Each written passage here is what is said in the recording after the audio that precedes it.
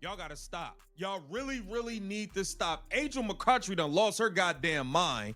She done lost her mind. Respectfully, you done lost your mentals, mama. You tripped out. First of all, Asia Wilson started this whole thing, which is complete BS and nonsense. This should never be a conversation, and it wouldn't be a conversation. We would just be talking about how great and entertaining we think Caitlin Clark is. We just be talking about how dominant Asia Wilson is. We just be talking about how nice Paige Beckers is. But no, the ex-WNBA player just absolutely lost her mind live on air. Angel McCoughtry's tirade wasn't just passionate, it was a full-blown rant, accusing men of being obsessed with the WNBA versus NBA debate. She exploded after Michael Porter Jr. dared to speak his truth. But the real bombshell, this entire drama, this men can't say anything, chaos didn't even start with MPJ or some random male athlete. It began with an even bigger name, and the fallout has been nuclear. Her meltdown was just the latest tremor from a seismic statement that rocked the entire basketball world, sparking a war of words nobody saw coming. Entertaining we think Caitlin Clark is. We just be talking about how dominant Asia Wilson is. We just be talking about how nice Paige Beckers is. But no, Asia Wilson started this, Angel McCoughtry. Don't forget that. She went on and said she could beat NBA players one-on-one. We tried to ignore it.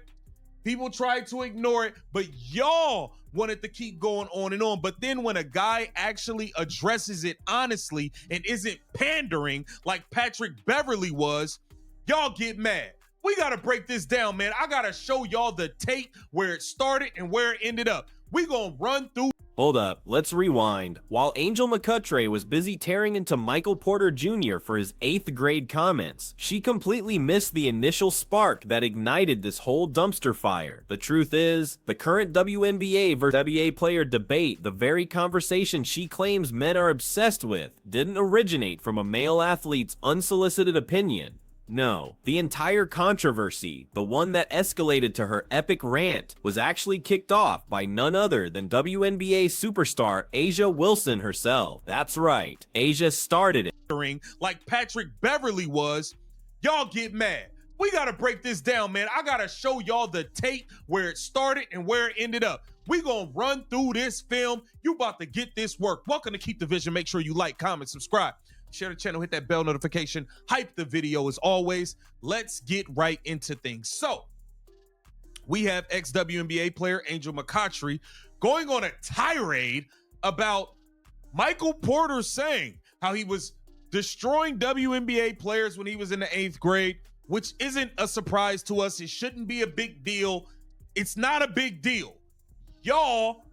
It all began with a bold, almost unbelievable claim from Asia Wilson. She publicly stated she could beat an NBA player, specifically New York Knicks forward Josh Hart, in a one-on-one game. Her proposed score, a seemingly modest 8-11. This wasn't a private whisper, it was a public declaration, setting the stage for every subsequent male response. People tried to ignore it, to brush it off as harmless banter, but the gauntlet had been thrown. The moment she uttered those words, she inadvertently opened Pandora's box, inviting the very comparisons and debates that Angel McCoughtry would later furiously decry.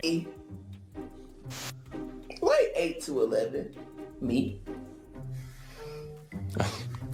So she's saying she can beat New York Knicks forward Josh Hart in a one-on-one 8-11. We all know it's nonsense. We let her get it off. We left it alone. Patrick Beverly, you have a part to play in this as well. We are going to get to you. So she's saying she can beat New York Knicks forward Josh Hart in a one-on-one. We all know good and goddamn well Asia Wilson can't beat none of these NBA players. Stop playing games. I get ball first.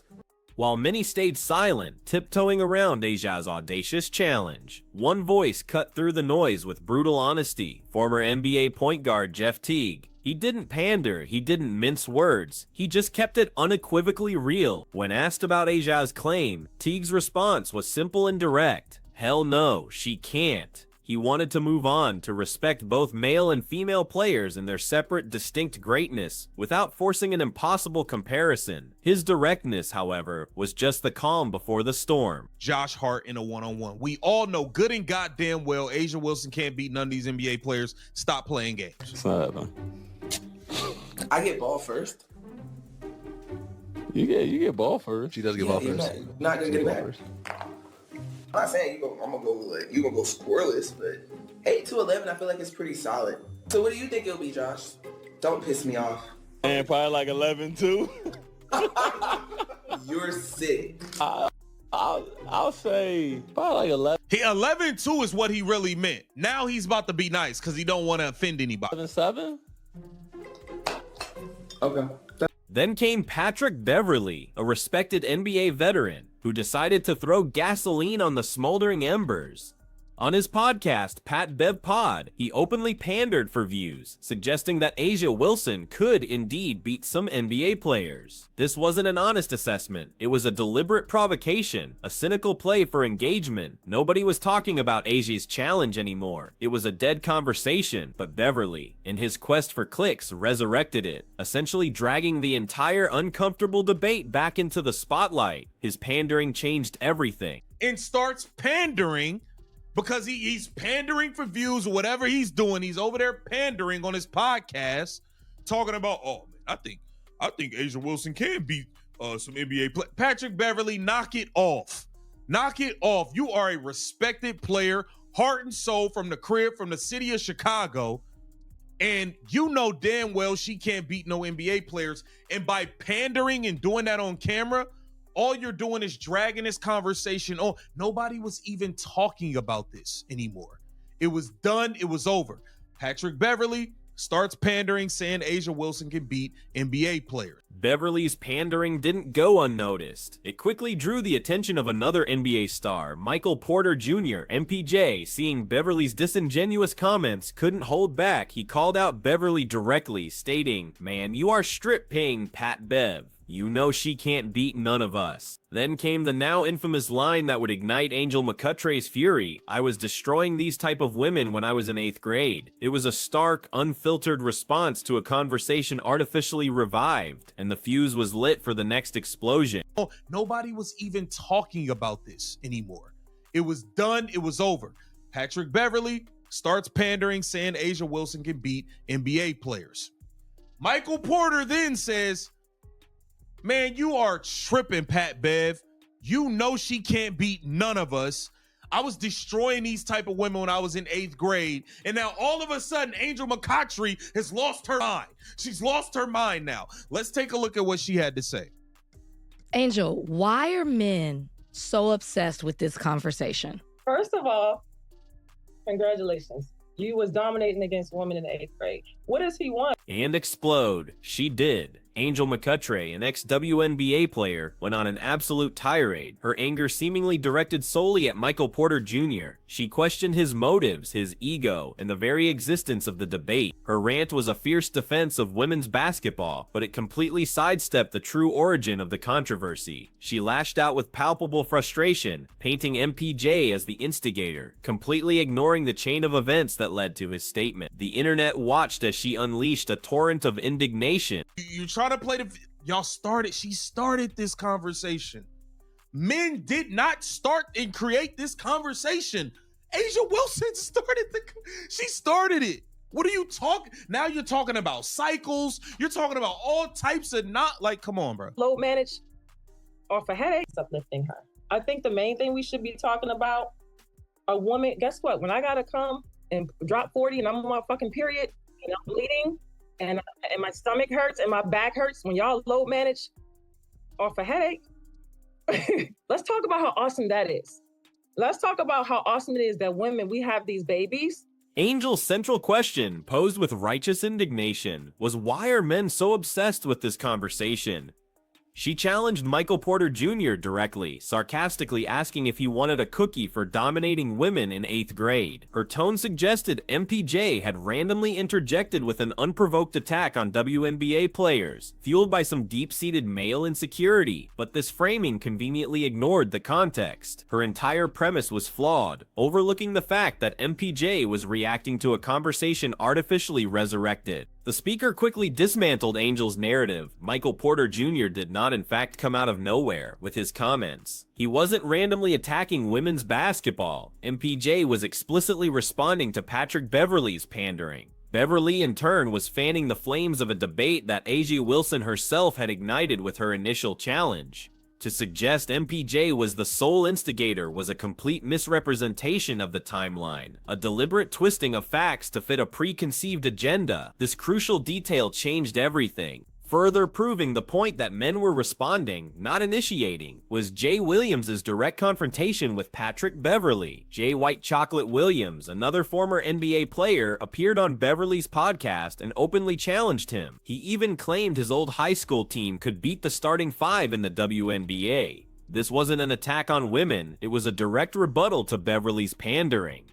It highlighted a pattern. Male athletes were responding to the artificial hype and claims, not randomly creating these comparisons. The pattern was undeniable. As her argument against Michael Porter Jr. weakened, Angel McCoughtry shifted gears, attempting to introduce a completely different angle. She began discussing women's biological realities, bringing up topics like menstrual cycles, premenstrual symptoms, and the physical toll of competing while dealing with a stomach hurt or back hurt. Her implication was that these unique challenges somehow made the one-on-one comparison unfair or moot, a way to deflect from the initial on-court challenge. It was a clear attempt to move the goalposts. The speaker, however, wasn't buying it. He sharply retorted, "I don't want to hear about your cycle and all that now." His point was simple. If a woman gets on camera and explicitly states she can beat an NBA player in a one-on-one, then male players should be allowed to respond to that specific basketball claim without having the discussion derailed by unrelated biological factors. The initial challenge was purely about on-court ability, not about unique female experiences. It was about basketball, pure and simple. Angel continued to emphasize the exceptional strength of women, highlighting their ability to drop 40 points despite physical discomfort, or come back and still dominate sports after having babies. She wanted to frame the conversation around the awe-inspiring resilience and accomplishments of female athletes, shifting away from the contentious one-on-one challenge. She believed these incredible feats should be the focus, not debates about hypothetical games against male counterparts. Her intention was to uplift, but her method was misguided.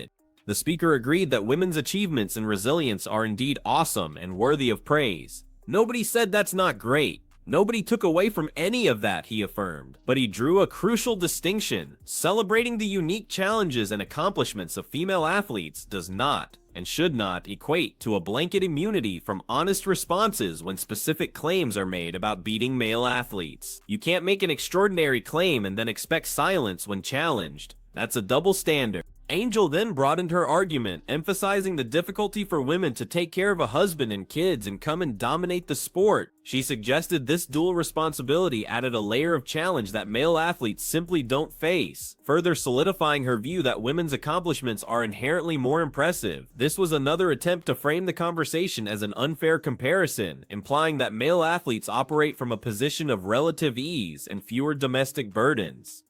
The sentiment was clear: women juggle more. The speaker was quick to counter this domestic narrative, calling Angel's claim crazy. He pointed out that many NBA players are also husbands and fathers who take care of a wife and kids and dominate sport. He highlighted that these male athletes often support entire families, including wives who might not work, managing all the household bills and responsibilities. He argued that the domestic burden isn't exclusive to female athletes, leveling the playing field and exposing the flaw in her reasoning. The struggle is universal. In a final effort to bolster her argument, Angel invoked the legendary Kobe Bryant, stating that he only uplifted us and never engaged in such comparative debates. She tried to use Kobe as the gold standard for how male athletes should interact with and speak about women in sports, implying Michael Porter Jr.'s comments were disrespectful and against the spirit of true sportsmanship. She painted a picture of a world where male commentary should exclusively be positive, regardless of the claims being made. The speaker, however, remained resolute. What the fuck is going on? Aja Wilson started the conversation. He cut through all the deflections and emotional appeals, bringing it back to the undeniable origin point. Aja Wilson said she was better than these D-days. The core issue wasn't male obsession or disrespect. It was a response to a direct provocative claim. Angel's efforts to shift blame and introduce irrelevant topics only highlighted her inability to address the initial challenge head-on. The foundation of her argument crumbled. Angel, still seemingly unwilling to acknowledge the genesis of the debate, challenged Michael Porter Jr. to come practice with us one time to truly understand the ins and outs of how hard we do work. She suggested he would gain a new appreciation if he spent a day with them, implying his comments came from a place of ignorance about the WNBA's rigor. This was a classic attempt to dismiss his critique by questioning his understanding rather than addressing the actual substance of his response. But the speaker called out this tactic for what it was: delusion. He emphatically stated that MPJ would beast at y'all. The underlying issue, he argued, is a deep-seated mental disconnect among some WNBA players, a belief that they can make extraordinary claims about beating NBA players, yet demand immunity from honest, direct responses. This expectation for men to pander and pretend such claims are true creates a toxic double standard where only one side is allowed to speak freely, even when the initial fire was started by their own hand. It's a drama built on denial.